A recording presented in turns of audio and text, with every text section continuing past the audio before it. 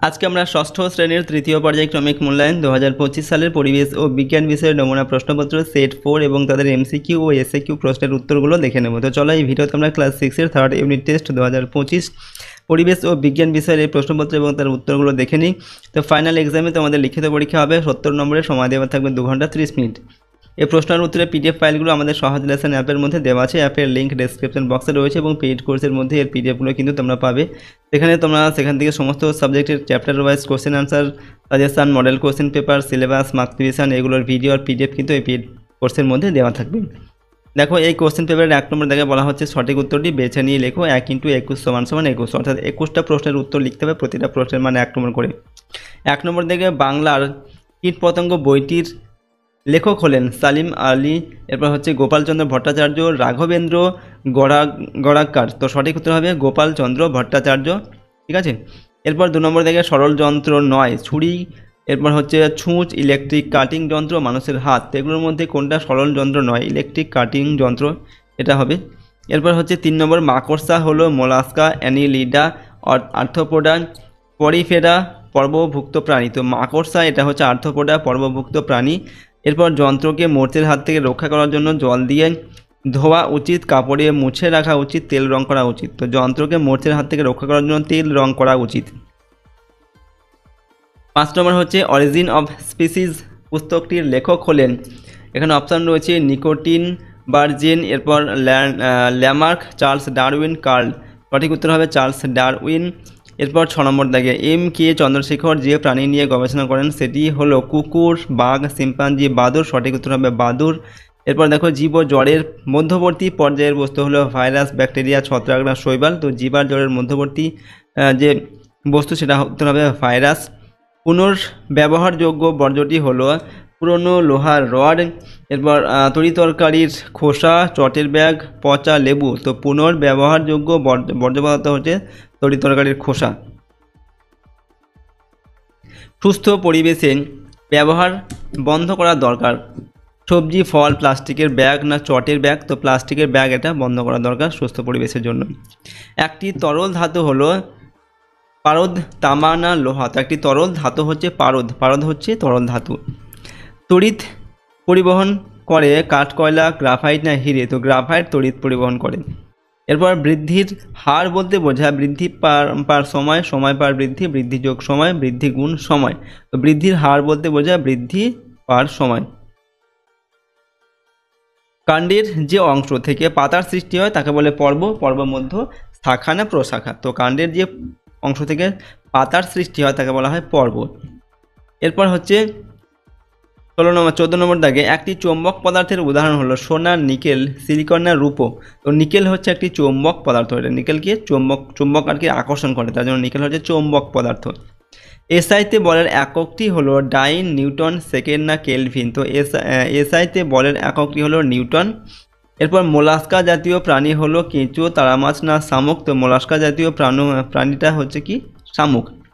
Next প্রশ্ন হচ্ছে প্রাণীদের উচ্চতা সাধারণত মাপা হয় সেন্টিমিটার স্কেলে, ডেসিমিটার স্কেলে, মিটার স্কেলে না ডেকামিটার স্কেলে? তো প্রাণীদের উচ্চতা সাধারণত মাপা হয় মিটার স্কেলে। ব্যাঙের ছাতা আর অন্যান্য সব ছত্রাকের রাজ্য হলো প্রোটোজোয়া, ফাঞ্জাই না প্রোটিস্টা? তো ব্যাঙের ছাতা আর অন্যান্য সব ছত্রাকের রাজ্য হচ্ছে ফাঞ্জাই। কোনো বস্তুর কাজ করার সামর্থ্যকে বলা হয় চাপ, ক্ষমতা না শক্তি? তো কোনো বস্তুর কাজ করার সামর্থ্যকে বলা হয় শক্তি। সকল গতিশক্তি বস্তুর গতি পরম গতি, স্থির গতি, চলন গতি না আপেক্ষিক গতি? সঠিক উত্তর হবে আপেক্ষিক গতি। মাছ ধরার ছিপ হলো প্রথম শ্রেণীর লিভার, দ্বিতীয় শ্রেণীর লিভার, তৃতীয় শ্রেণীর লিভার? কোনোটি নয়। তো মাছ ধরার ছিপ হলো তৃতীয় শ্রেণীর লিভার। 2 নম্বর দাগে হচ্ছে নিচে প্রশ্নগুলি অতি সংক্ষিপ্ত উত্তর দাও। 1 × 14 = 14। কার্বনের যোজ্যতা কত? কার্বনের যোজ্যতা হচ্ছে 4। মানুষের বৈজ্ঞানিক নাম কি? মানুষের বৈজ্ঞানিক নাম হচ্ছে হোমো সেপিয়েন্স। এরপর সিওয়েজ কি? উত্তর লিখবে বাড়িঘর, পয়ঃপ্রণালী, নালা নর্দমা, শিল্প কলকারখানা থেকে নির্গত বর্জ্য জল, এগুলো হচ্ছে বলা হয় সিওয়েজ।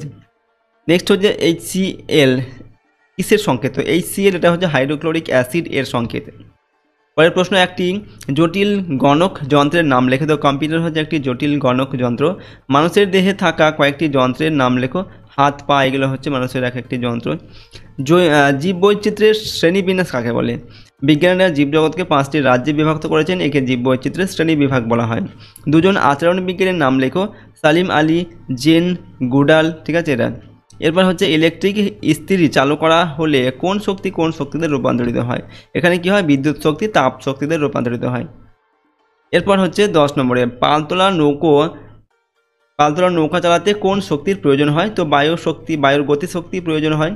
কয়লা কি জাতীয় জীবাশ্ম জ্বালানি?